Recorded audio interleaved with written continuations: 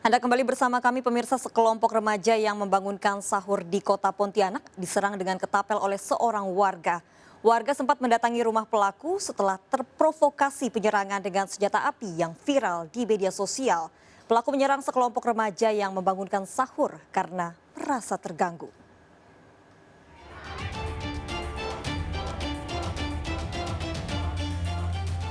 Dari video amatir ini, puluhan warga berusaha menyerang seorang pria yang tinggal di sebuah ruko kawasan Pontianak Utara saat diamankan polisi.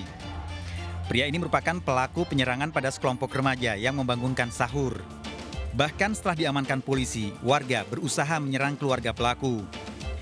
Hingga siang hari, warga masih mendatangi tempat tinggal pelaku setelah di media sosial beredar kabar penyerangan pada remaja yang membangunkan sahur. Kerumunan warga bahkan membuat kemacetan lalu lintas sehingga dibubarkan polisi. Jelas memang ada oknum yang melakukan ada perbuatan mungkin tidak menyenangkan, tapi jangan kita simpulkan bahwa itu menggunakan piston ataupun lain-lain sebagainya. Karena kalau berdasarkan keterangan informasi yang kita terima itu tidak ada yang sampai luka gitu kan. Hasil pemeriksaan polisi, pelaku mengakui melakukan penyerangan dengan ketapel karena tidurnya terganggu suara kelompok remaja yang membangunkan sahur. Kemudian pelaku mengambil alat ketapel, kemudian melontarkan dengan sebanyak 3 kali. Di antaranya mengenai anak-anak yang sedang bangun. Tersangka yang terancam hukuman maksimal 2 tahun penjara terbukti melakukan penyerangan dengan barang bukti ketapel. Dari Pontianak, Kalimantan Barat, Barlian Pasore iNews melaporkan. Pemirsa, seorang bocah di kota Bima, Nusa Tenggara Barat ditemukan tewas di tali jemuran depan rumahnya. Sempat disangka bunuh diri, ternyata korban tewas diperkosa. Pelaku pembunuhan diduga orang yang pernah ditolong orang tua korban.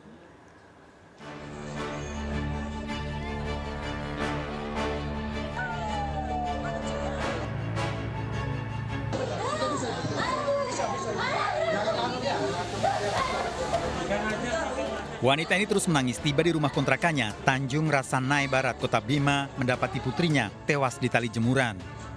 Apalagi putrinya yang berusia 10 tahun tewas tidak wajar. Korban ditemukan oleh teman mainnya dan sempat disangka bunuh diri.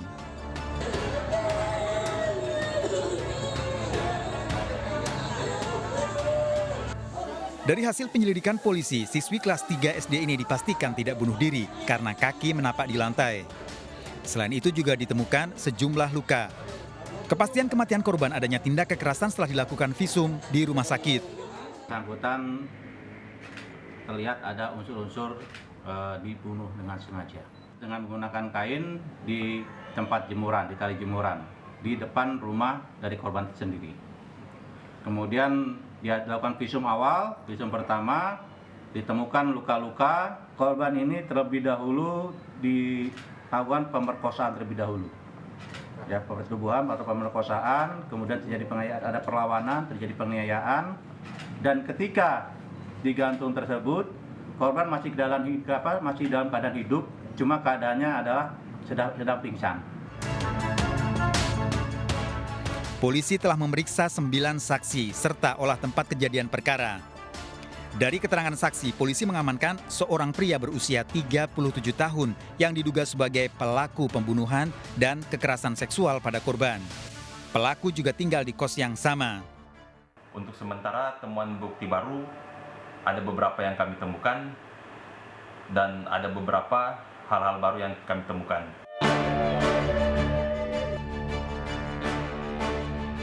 Usai diotopsi, korban dimakamkan keluarga di tempat pemakaman Rontu, diiringi dengan doa dari keluarga.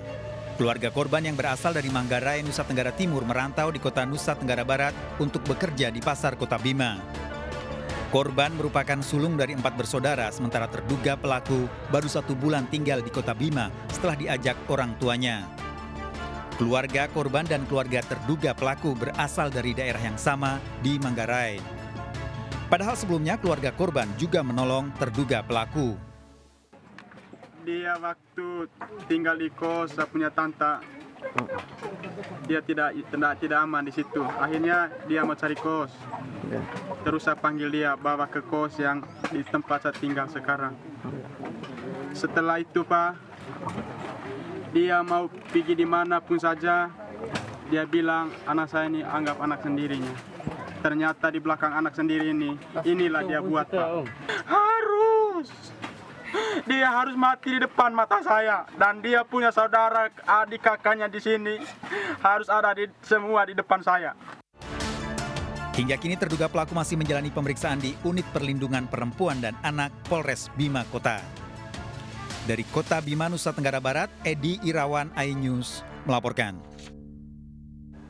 Seorang wanita pejalan kaki di terowongan Ceger, Cipayung, Jakarta Timur dikejutkan dengan aksi prank dua pria yang memberikan kotak sepatu ternyata berisi jasad bayi. Polisi masih mengejar kedua pelaku.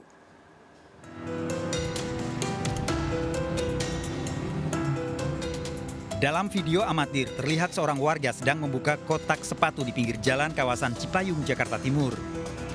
Namun betapa terkejutnya, bukannya sepatu di dalam kotak ternyata berisi mayat bayi. Peristiwa bermula saat seorang wanita yang melintas di bawah flyover Ceger Cipayung diberikan kotak sepatu oleh dua pria pengendara motor. Tanpa curiga, wanita tersebut menerima kotak sepatu sementara kedua pria itu langsung kabur. Namun karena kotak tersebut beraroma tak sedap, wanita itu melapor ke Mapolsek Cipayung.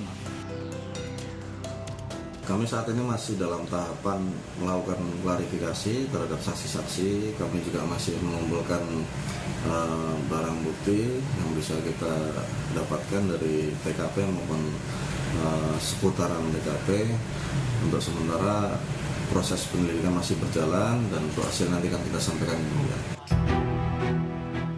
Petugas terkendala karena sepinya lokasi kejadian. Meski demikian, petugas berupaya menyelidiki pelakunya. Jasad bayi berada di Rumah Sakit Polri Kramat Jati, Jakarta Timur.